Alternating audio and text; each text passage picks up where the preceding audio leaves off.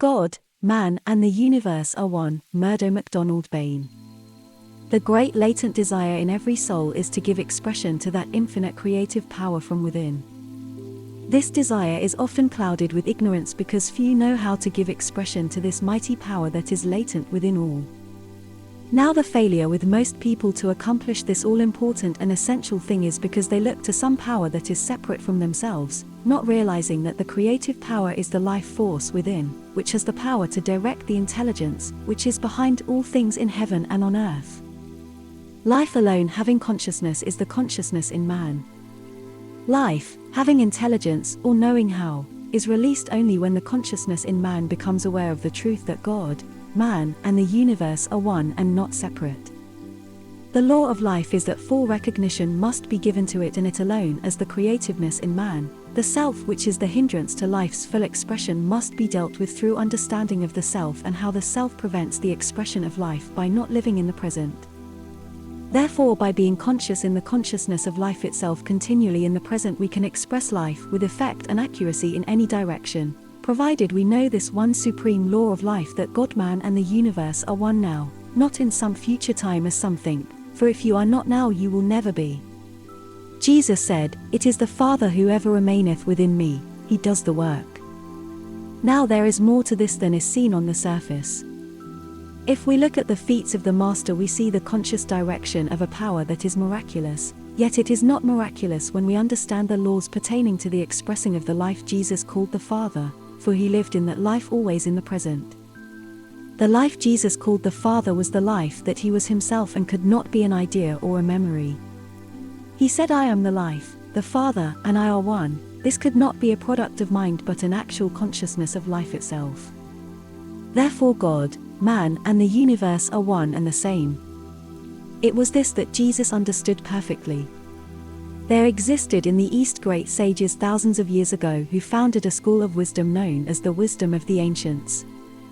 The great sages of Persia, the Magi, were a branch of this school. At the same time there was a branch in ancient Egypt known as the therapeutists of ancient Egypt. These schools were founded by great sages and their work was secret and sacred. They had contact with sages who had passed from the earth, and these sages revealed the truth, that God, man, and the universe were one, and this included the practical application of God's creative power in man, and legends tell us of these wondrous works, done with this understanding. These schools existed for many years before and after Jesus came. They became extinct as dogmatic religion came into force, and history tells us how many of the books and records of these schools were burnt by order of King Constantine. Nevertheless, the truth still intact, was kept alive in the Himalayas. To know this truth is the greatest treasure in the world. Every soul is trying to find it one way or another, either consciously or unconsciously. Each one is trying to express the creative power but with little success because the law is not understood. What is keeping people ignorant of this wisdom today is that God is presented to most children and adults as some person outside themselves whom they have to worship in ignorance. God is represented as an old man with a long white beard and flowing robes to hide his body.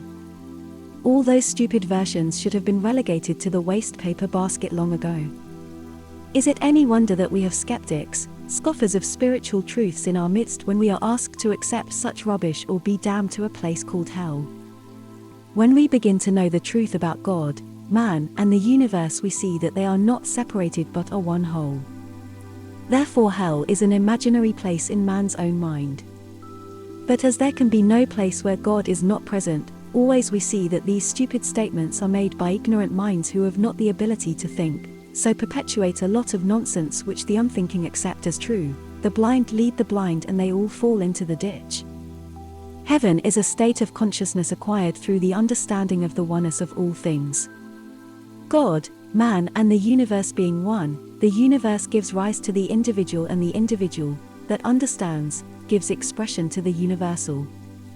Heaven is a state of consciousness that is aware of wholeness, oneness, where separation does not exist, the unity of God and man as one and the same. It was this wisdom that the ancients knew and practiced. It was the same wisdom that Jesus gave expression to. This wisdom can also be yours, and there is not anything that can compare with it. It is more precious than all the rubies and fine gold, the prophet tells us, and when we know it, we know that it is so.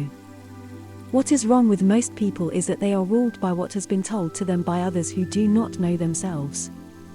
Few people use their divine gift of reason inherent in all, their minds being full of concepts. They are thus giving expression only to memories and ideas instead of living in God now, and knowing that it is God who is living in them now. Most people say that they believe in God but do not know where He is. Now how can they be sure of such a God? When I ask these people where God is, they look up into the sky and say up there somewhere.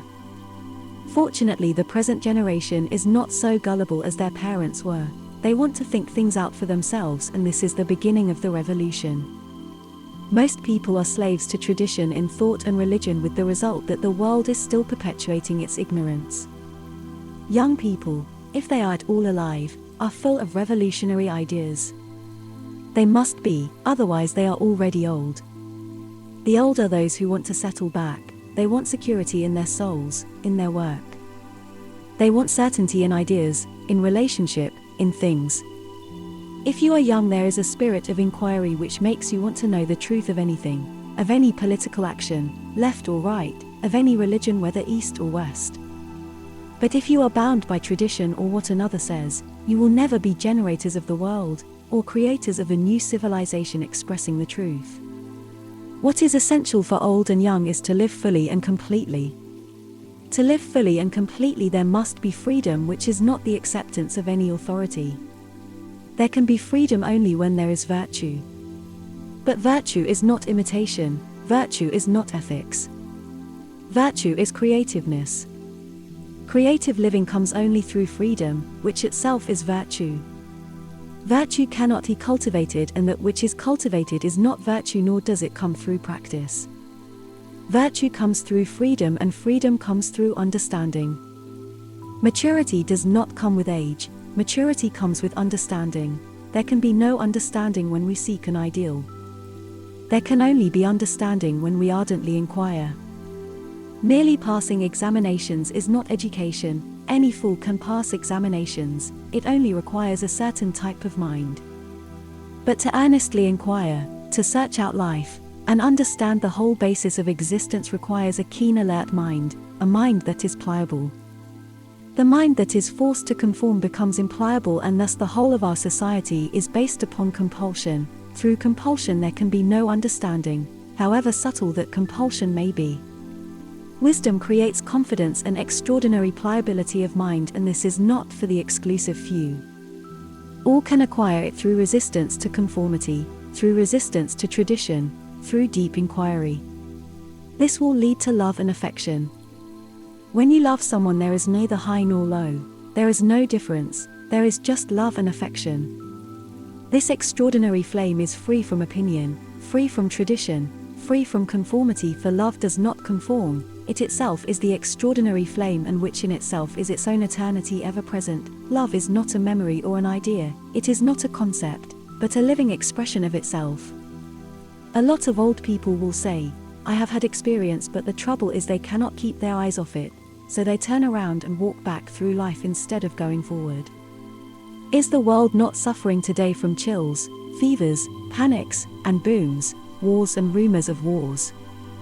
The world has a temperature, it is up and down like the waves of the sea. What is wrong with the world is that which is wrong with man himself, for he is the world.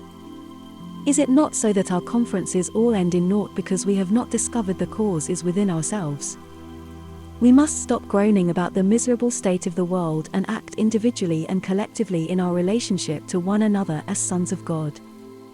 When we operate upon this law, our troubles and worries will change into opportunities for true creativeness and creative living.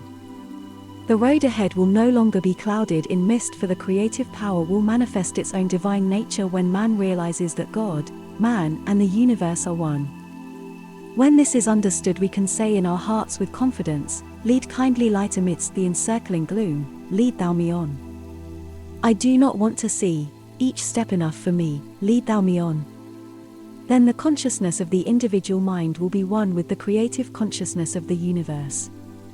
Here alone lies the spirit of power, the creative power in man. He who has ears to hear, let him hear. Choose instruction rather than silver and knowledge rather than rare gold, for wisdom is better than riches, no treasure is equal to her. Benediction. I am that I am. On the many branches of my tree of life I have sung this song in the hearts of men. As my song was echoed in the green leaves, the souls who heard me realize their oneness with my life. Then my life alone was food to them.